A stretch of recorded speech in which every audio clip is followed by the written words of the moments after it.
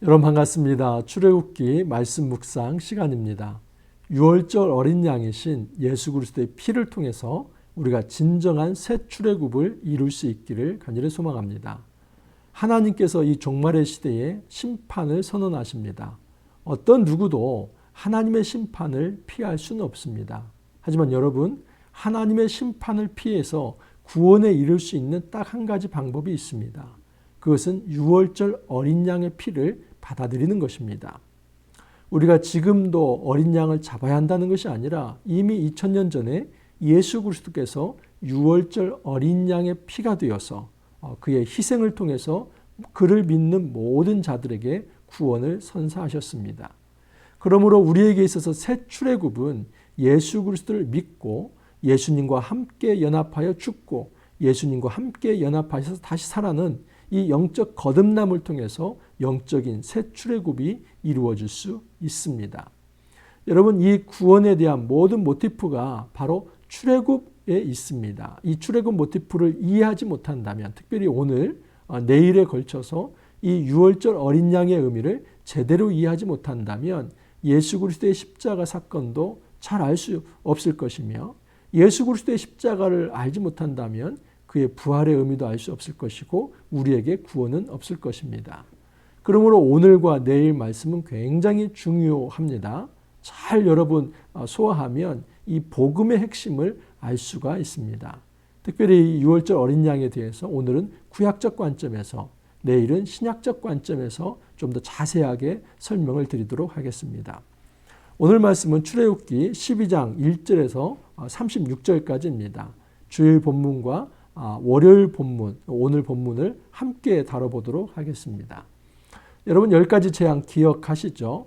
피재앙, 개구리 재앙, 또 이재앙, 파리재앙, 또 생축의 악질, 독종재앙, 그리고 우박재앙, 메뚜기재앙, 흑암재앙, 장자재앙입니다. 저번 시간에 제가 이 흑암재앙과 장자재앙은 연결되어 있다 하는 것을 말씀을 드렸습니다. 논리적으로 연결되어 있습니다. 이 흑암이라고 하는 것은 어두움인데 이 원시, 이 창조 이전의 흑암의 상태로 돌아가는 것입니다. 지금 하나님께서는 이 애굽 땅 자체를 완전히 파괴하여서 창조 이전 상태로 돌리겠다 하는 것입니다. 자, 그것은 죽음의 상태입니다.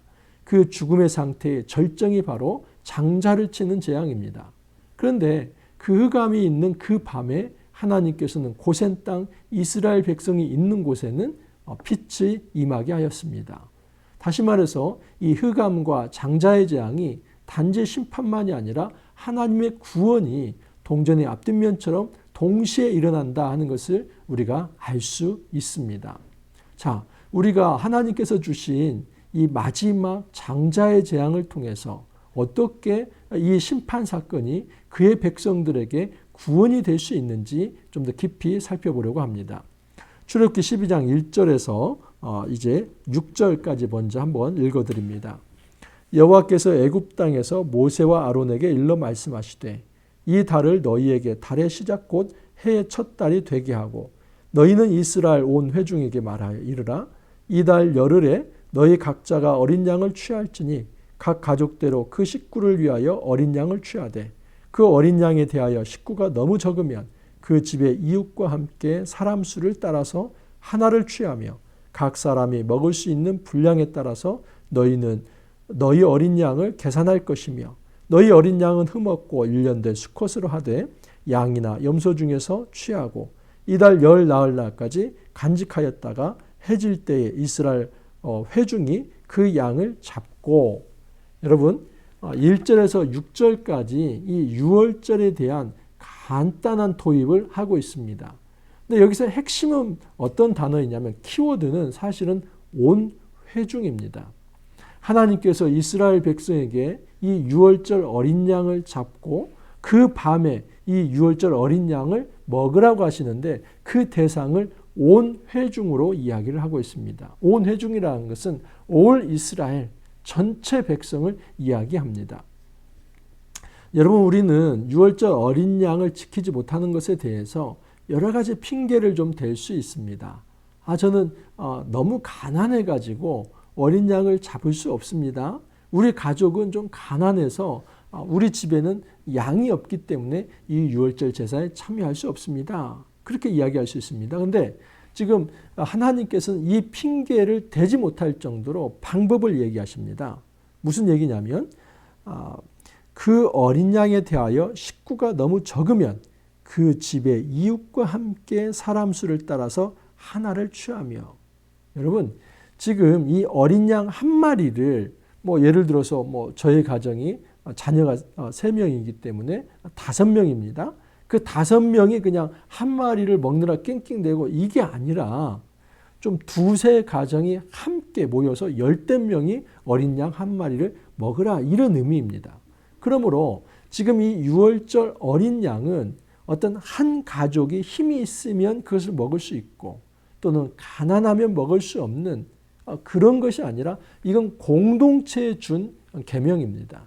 그래서 모든 공동체가 이 약한 자들, 소외된 자들, 또 가난한 자들에 대한 책임을 지면서 온 공동체가 이 유월절 어린 양 예식에 참여할 수 있다는 것입니다. 그러므로 가난한 사람도 참여할 수 있습니다. 왜냐하면 하나님께서 그 규율을 선포하셨기 때문입니다. 단 하나 조건이 있습니다. 그것은 믿음이 있을 때에, 이 출애굽에 동참하고자 하는 마음이 있을 때에, 그리고 하나님께서 이 피를 문설주와 임방에 바르라고 했는데 그것을 마음으로 받아들이고 그 집안에 피에 들어간 자에게, 다시 말해서 이 믿음을 가지고 말씀에 순종을 하는 그것만 있다면 그 모든 사람들에게 차별 없이 참여할 수 있는 것이 유월절 제사다. 그 온 이스라엘이 참여할 수 있는 것이다 라고 얘기를 합니다. 여러분 특별히 이 온 이스라엘 안에 타국인도 포함이 되어 있습니다. 자, 다음 말씀을 한번 좀 살펴보도록 하겠습니다.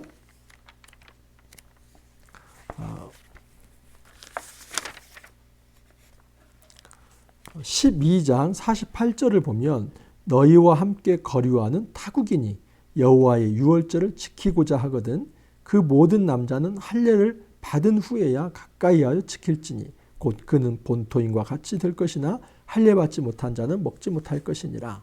여러분 너희와 함께하는 거류하는 타국인, 나중에 이 전문용어로 이들을 나그네 객이라고 하는데 히브리어로는 게르라고 합니다.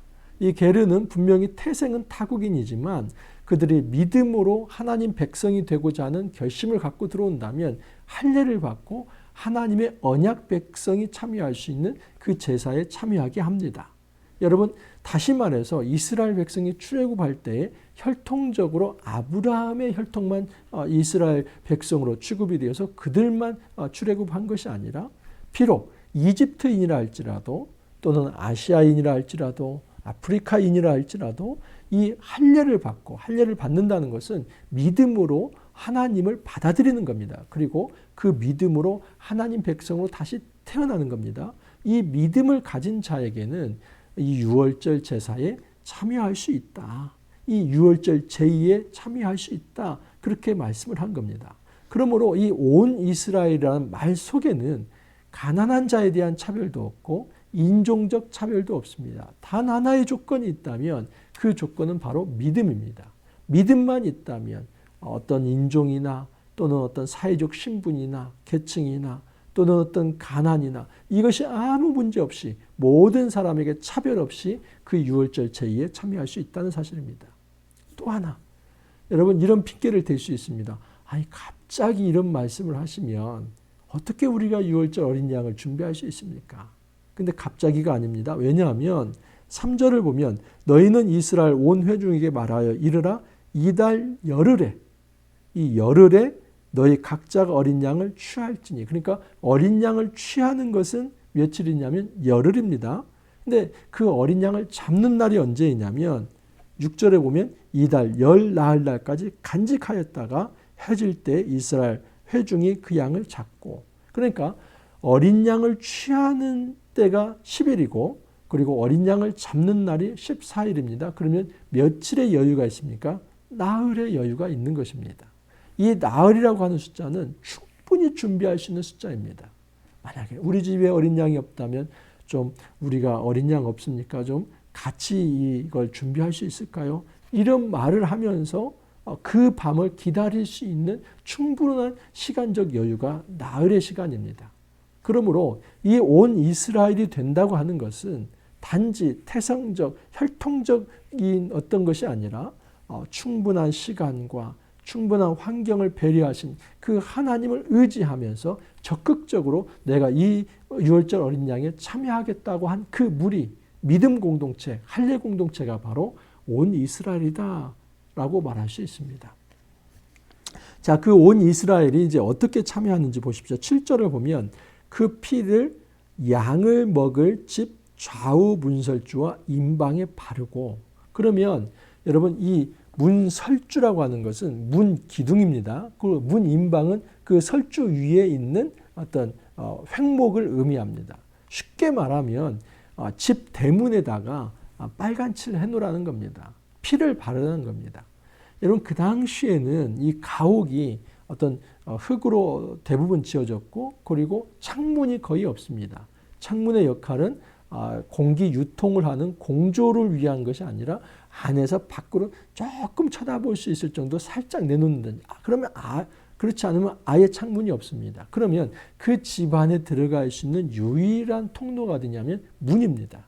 문이 아니면 그 집에 들어갈 수 없습니다. 그래서 그 문에다가 지금 어린 양의 피를 바르라고 하는 것은 이 집은 이미 피가 흘려진 집입니다. 이걸 선언하는 것입니다. 그러면 죽음의 천사가 그 피가 발라진 집을 보고는 이곳에는 이미 죽음이 선언된 이 피가 이미 흘려진 집이기 때문에 더 이상의 피를 흘릴 필요가 없어서 넘어간다. 그래서 넘을 월, 영어로는 패스 오버 한다고 해서 유월절이라고 합니다. 여러분 하나님께서는 그 집을 통과해 들어갈 수 있습니다. 어떤 경우요? 믿음이 없이 어린 양의 피를 바르지 않는다면 그 집안에 있는 장자의 피를 하나님께서 흘리게 하십니다. 이 규례는 이스라엘만이 아니라 모든 이방, 어떤 이집트인이다 할지라도 이 말씀을 듣고 이것을 실천하면 그 집은 살 수 있습니다. 그러므로 유월절이라고 하는 것은 하나님이 이스라엘에게만 차별적으로 준 것이 아니라 그 피에 대한 믿음을 가지고 있다면 누구나 이 유월절에 참여할 수 있다라고 이야기를 합니다. 여러분 이 피는 두 가지 의미가 있습니다. 12절을 보면 내가 그 밤에 애굽 땅에 두루 다니며 사람이나 짐승을 막론하고 애굽 땅에 있는 모든 처음 난 것을 다치고 애굽의 모든 신을 내가 심판하리라. 첫 번째 의미는 이 피는 심판입니다. 다시 말해서 죽음을 의미합니다. 그런데 또 하나의 의미가 있습니다. 13절을 보면 내가 애굽 땅을 칠 때 그 피가 너희가 사는 집에 있어서 너희를 위하여 표적이 될지라 내가 피를 볼 때 너희를 넘어가리니 재앙이 너희에게 내려 멸하지 아니하리라. 놀랍게도 이 피는 또 다른 표징이 있는데 그것은 너희에게 표징이 되어서 이 집이 넘어가는 표징이 될 것이다. 구원의 표가 될 거라는 겁니다. 여러분 유월절에 있어서 이 피는 굉장히 중요한 상징입니다. 그런데 어떤 사람들에게는 그게 심판이 되지만 어떤 사람들에게는 그것이 구원이 됩니다. 어떻게 해요? 그 심판과 구원을 나누는 딱 한 가지의 기준이 있는데 그것은 이 피를 바르느냐 바르지 않느냐입니다. 이것은 말씀에 순종하느냐 순종하지 않느냐입니다. 다시 말해서 말씀에 순종하는 믿음이 있으면 그 피가 구원의 피가 될 것이지만 말씀에 순종하는 그 믿음이 없다면 그 불신으로 인해서 네가 바로 그 피를 흘릴 것이다. 너는 심판에 이를 수밖에 없다라고 하나님께서 말씀을 하는 것입니다. 자, 그리고 이 유월절이 1월 14일, 이 1월이라고 하는 건 니산월인데 여러분 출애굽을 원년으로 삼아서 그 새로운 시대가 시작되었다 해서 1월 니산월로 삼은 겁니다. 이것은 유대력입니다. 이제 서양력에 의하면 대개 한 3월 내지 4월 정도 이 기간입니다. 그런데 니산월 이 1월로 삼고 1월 14일이 유월절인데 그 유월절 다음 날부터 21일까지 이 2대 동안에 무교병을 먹으라고 합니다. 무교병이라고 하는 것은 이스트를 넣지 않은 빵입니다.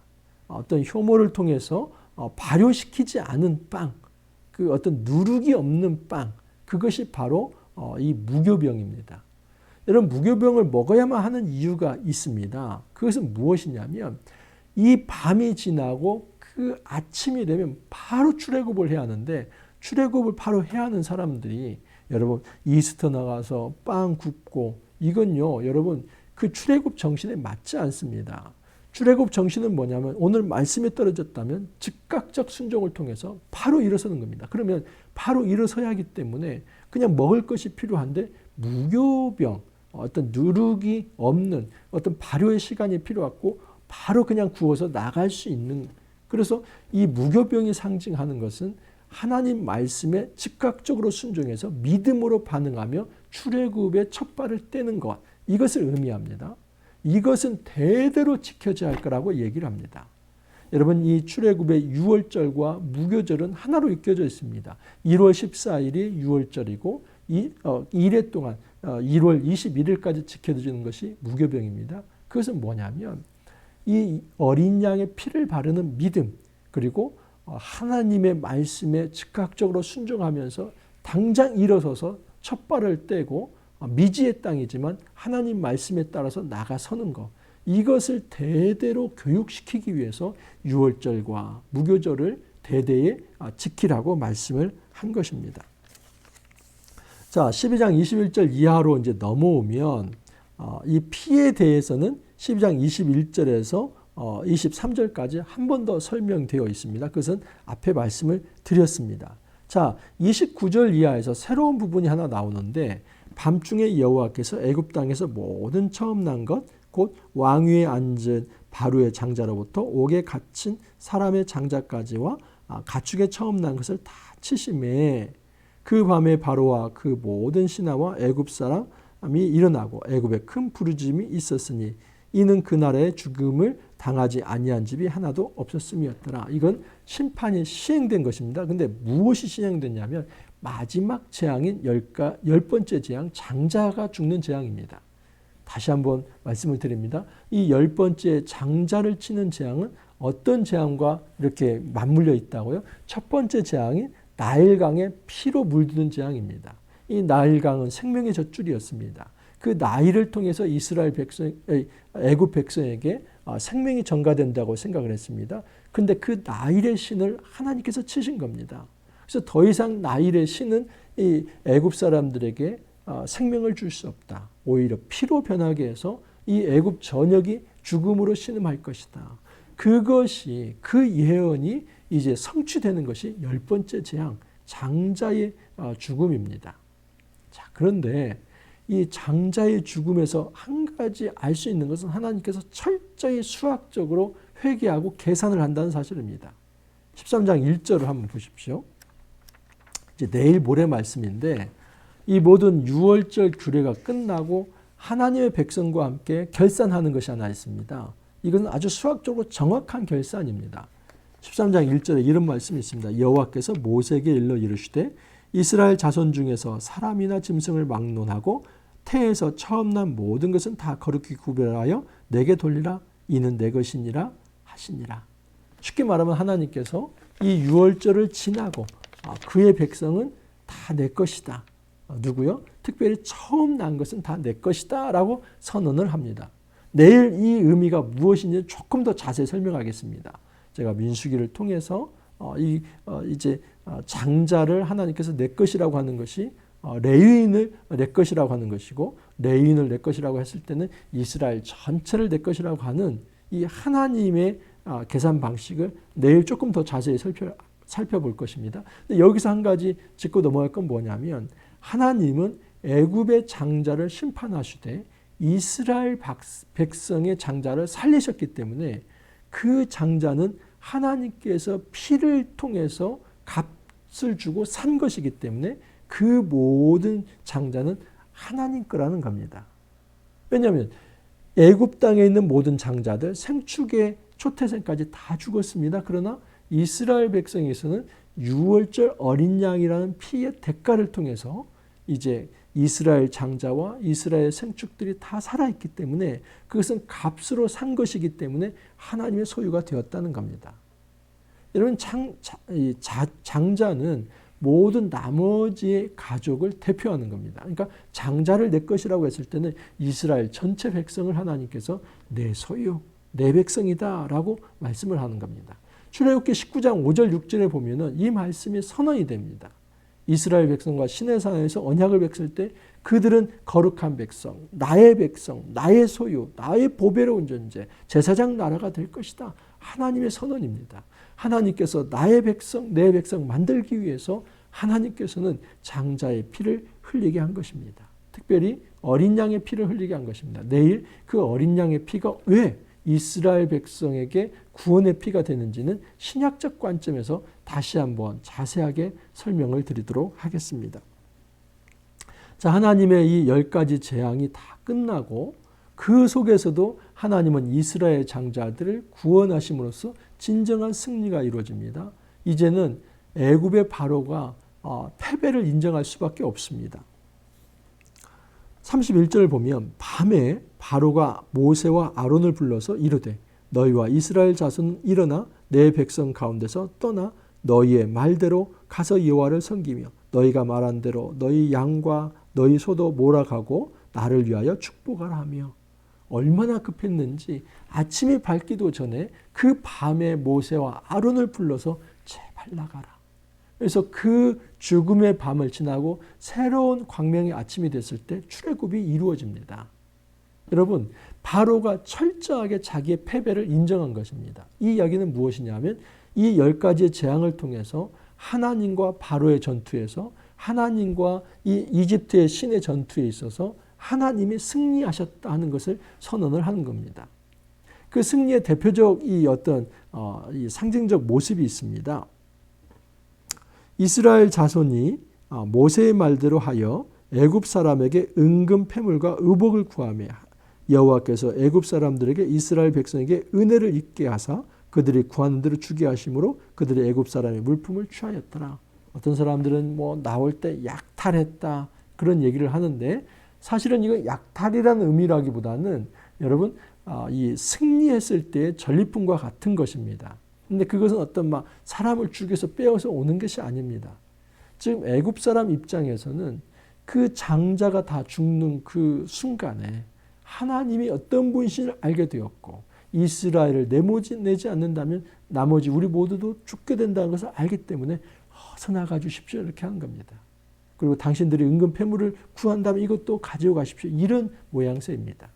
근데 사실은 여러분 이스라엘 백성이 노예 생활을 하면서 품삯을 하나도 받지 못하지 않았습니까? 어떻게 보면 이것은 정당한 노역에 대한 대가일 수도 있습니다. 중요한 사실은 이스라엘 백성은 패잔병이 되어서 도망치듯 이 애굽을 빠져나온 게 아니라 당당히 승리하면서 보무도 당당하게 행진을 했다는 겁니다. 하나님 나라 행진을 하면서 출애굽을 했다 하는 것을 알 수 있습니다. 자, 이틀에 걸친 말씀, 주일 말씀과 월요일 말씀, 특별히 6월절 어린 양의 의미에 대해서 말씀을 드렸습니다. 이 6월절 어린 양은 온 이스라엘, 다시 말해서 믿음을 가진 온 이스라엘, 혈통이나 어떤 신분의 계급의 차이가 없이 믿음만 가지고 있다면 차별 없이 이제 이 제의에 참여할 수 있다는 것. 이 6월절 어린 양은 피가 중요한데 그 피 안에는 심판과 구원의 이중성이 다 들어있다는 것. 또한 무교병을 먹는다는 것은 즉각적 순종을 통해서 그 믿음을 통해서 하나님 앞에 나아갈 수 있다는 것. 그리고 장자를 찌는 재앙을 통해서 하나님께서는 그의 이스라엘 백성을 내 것으로 만드는 애굽의 장자가 죽는 것은 심판이지만 이 이스라엘 장자를 하나님의 자기의 소유로 만든 언약 백성으로 만드는 사건이며 마지막으로 이 6월절 어린 양은 진정한 하나님의 승리를 가져온 사건이다 하는 것을 말씀을 드렸습니다. 이것이 이 출애굽 시대의 이 6월절의 의미입니다. 내일은 이것이 어떻게 예수 그리스도를 통해서 이루어지는지 누가복음과 요한계시록을 통해서 좀 더 깊이 있게 살펴보기를 원합니다. 여러분 우리 삶 속에서 어떻게 새 출애굽이 이루어집니까? 6월절 어린 양이 없으면 새 출애굽은 없습니다. 그런데 이 300년 전 그 모세 시대의 6월절 어린 양 그 피가 아니라 사실은 예수 그리스도 그 예수 그리스도의 십자가 사건 그 피가 우리 안에 진정한 새 출애굽이 될 수 있는 참다운 이제 동력이 될 수 있다 하는 사실입니다. 예수를 믿는 것 외에는 새 출애굽 백성이 될 수 없습니다. 여러분, 우리는 이 출애굽기 말씀을 옛날의 이야기로 끝낼 것이 아니라 오늘 내가 어떻게 영적으로 구원받을 수 있는지, 그리고 광야 같은 이 세상이지만 어떻게 하나님의 심판을 피해서 하나님의 구원받은 백성, 보배로운 거룩한 언약 백성으로 살아갈 수 있을지, 그것을 고민할 수 있어야만 합니다. 우리의 삶 속에 이제 더 이상 어둠의 자리, 죽음의 자리, 심판의 자리에 있지 말고 이제는 광명의 자리, 빛의 자리, 예수 그리스도의 피를 통해서 새로운 생명의 자리, 이 하나님 나라 언약 백성의 자리로 나아올 수 있기를 간절히 소망합니다. 함께 기도합니다.